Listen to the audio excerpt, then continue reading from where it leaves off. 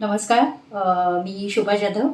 आज रक्षाबंधन आहे आणि नारळी पौर्णिमासुद्धा आहे. तर सर्वांना सर्वप्रथम रक्षाबंधनाच्या आणि नारळी पौर्णिमेच्या हार्दिक शुभेच्छा. आणि आज नारळी पौर्णिमा असल्यामुळे आपण नारळाचाच पदार्थ बनवणार आहोत. तर आज आपण बनवतो आहोत ओल्या नारळाची खीर. तर त्याच्यासाठी मला साहित्य लागणार आहे. मी 1 वाटी असं वाटीने मोजले आहे. 1 वाटी असा नारळाचा किस घेतलेला आहे. 2 वाटी साखर घेतलेली आहे. एक वाटी म्हणजे 1 वाटीला कमी असे आंबेमोहर तांदूळ घेतलेले आहेत.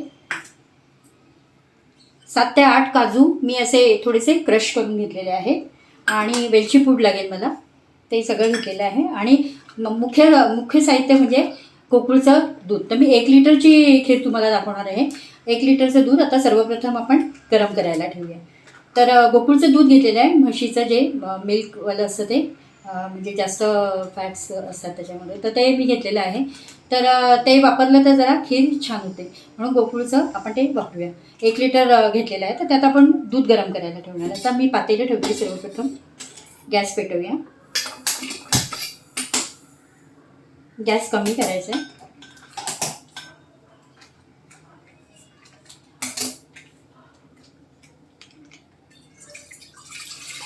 आता हे दूध आपण तापवून घेऊया.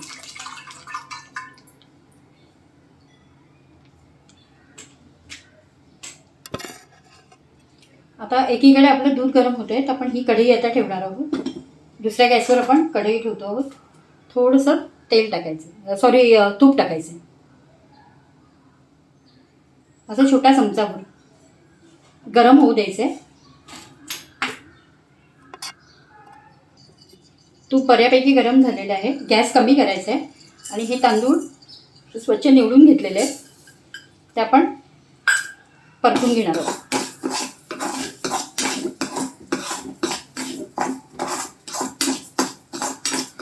छान परतून घ्यायचे, ब्राऊन असे होईपर्यंत. तर आपण आता हे परतून घेऊया.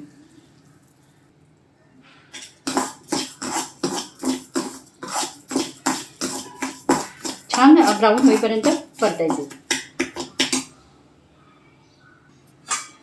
याला आपण तांदळाची खीर सुद्धा म्हणू शकतो. फक्त आम्ही सुकं खोबरं घालतो जेव्हा आम्ही श्राद्धाच्या वेळेस ही खीर बनवतो.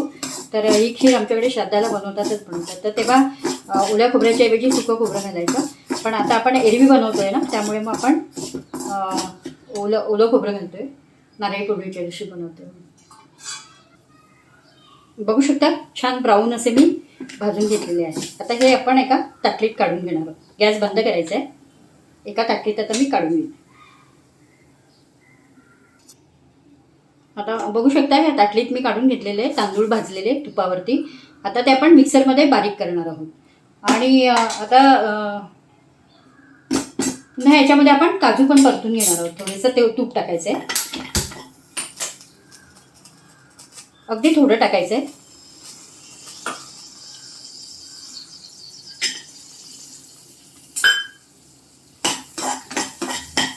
आता हे तांदूळ जे आहे ते जरा थंड होऊ द्यायचे आणि नंतर मिक्सरमध्ये बारीक करायचे. बघू शकता काजू पण छान परतून झालेले आहेत. गॅस बंद केलेला. त्याला पण आता आपण एका ताटलीत काढून घेऊया. तर ही सगळं प्रोसेस होईपर्यंत आपलं दूध एकीकडे गरम होतच आहे, त्याला वेळ लागतो. तोपर्यंत आपलं हे सगळं काम होऊन जातं. आता मी एक पातेलं घेतलेलं आहे, तर गॅस पेटवला आहे. त्याच्यामध्ये आपल्याला 1 ग्लास पाणी गरम करायला ठेवायचं. ते मंद आचेवरती पाणी गरम करायचं आहे. आता हे तांदूळ थंड झाले की ते आपण मिक्सरमध्ये वाटणार आहोत. तर ते वाटून घेऊया आणि ते याच्यामध्ये शिजवायचे. तर आपण ती प्रोसेस करूया. बघू शकता मिक्सरमध्ये मी बारीक करून घेतलेलं आहे छानपैकी. ते आता आपण इकडे पाणी गरम झालेलं आहे, त्यात हे टाकणार आहोत.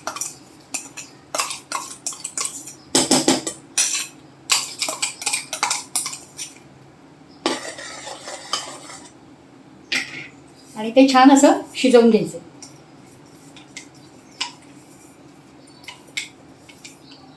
गॅस मंदच ठेवायचा आहे.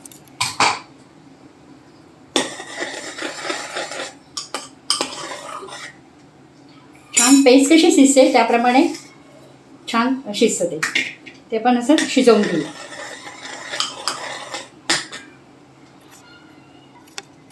आता बघू शकता इथे आपलं दूध पण गरम झालेलं आहे. तर त्यामध्ये आता आपण जे काजू परतून घेतले होते ते टाकूया. दूध आपण नेहमीप्रमाणे गरम करतो तसं. ओला नारळ खवलेला 1 वाटी लागणार आहे, म्हणजे ही स्टीलची मोजलेली आहे. थोडंसं वेलची पूड आणि 2 वाटी मी ह्या वाटीने मोजलेलो, ह्या वाटीने साखर मोजलेली. 2 अगदी गच्च भरून नाही आहे, थोडी कमी अधिक तुम्ही प्रमाण करू शकता. ती आपण टाकूया याच्यामध्ये. तर ते छान असं ढवळून घ्यायचं आहे.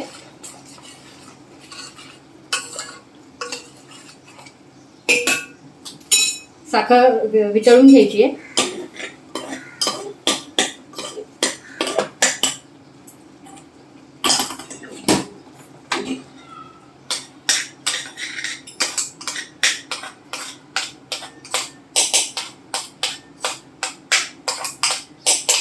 बघू शकता हे शिजून आपलं तयार आहे. ते सुद्धा ह्याच्यामध्ये मिक्स करायचं.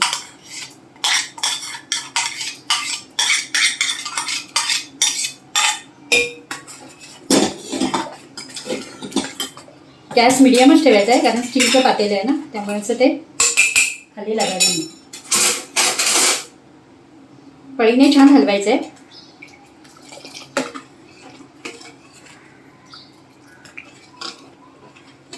आणि चांगलं ढवळत राहायचं आहे. 5-1 मिनटं याला छान उकळू द्यायचं.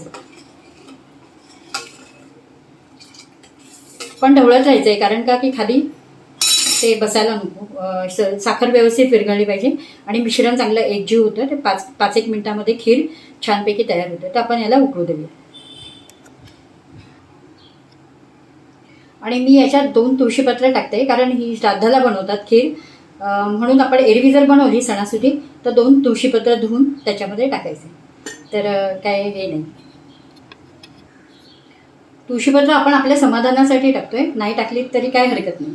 आता 2-3 मिनटं आपण उकळून देऊया आणि नंतर बघूया. बघू शकता खीर आपली छान उकळते आहे. एकदा छान हलवायचं आहे तिला.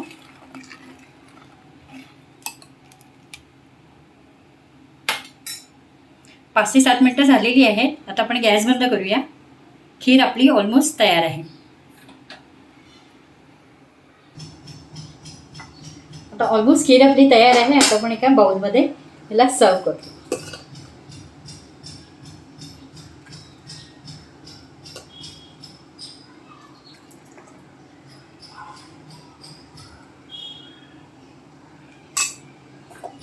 बघू शकता खीर, तांदळाची खीर, ओल्या नारळाची खीर पण म्हणू शकता, तांदळाची खीर पण म्हणू शकता, आपली तयार आहे. ह्याच्यावर आपण असं थोडंसं साजूक तूप घ्यायचं आहे. जेव्हा आपण वाढून देणार तर ही पोळीबरोबर, पुरीबरोबर किंवा नुसती प्यायलासुद्धा खूप छान लागते. आणि नक्की करून बघा. आणि माझा व्हिडिओ आवडल्यास लाईक करा, शेअर करा आणि सबस्क्राईब करा. धन्यवाद.